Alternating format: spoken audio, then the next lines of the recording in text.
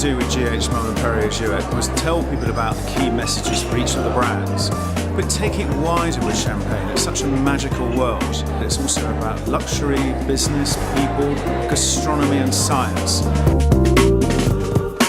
Today is going to start with 2 masterclasses, one by Ovid Deschamps, who is a chef de cave for Perrier-Jouët. So he's going to be looking at some Van Clair and some back vintage of Belle Epoque, stretching back to 1985.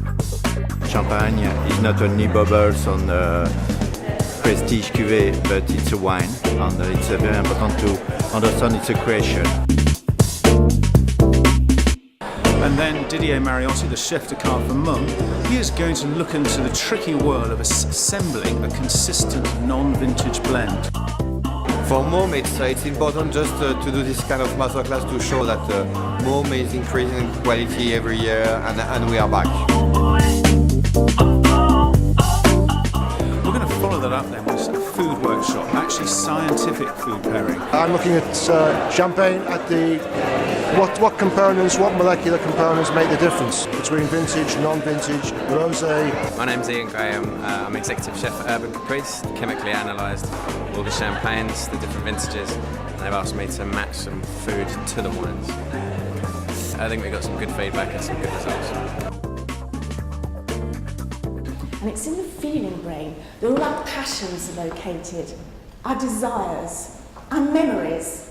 If you like, we have hot buttons there, and those hot buttons are hardwired for luxury. Because every time we have a luxurious experience, it reactivates those memories, those desires, those passions.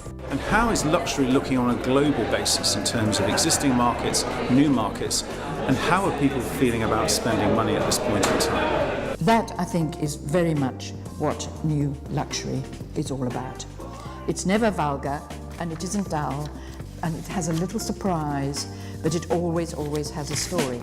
We've had some wonderful guest speakers today that have really opened our eyes to the whole wonderful world of luxury. The human factor in champagne should not be forgotten. Champagne, the drink, is not solely the result of a marginal climate.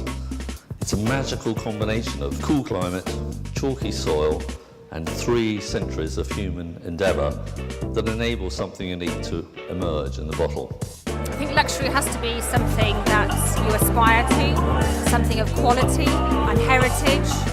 Luxury good is something that's rare and special and sophisticated. Something that has a real story to tell.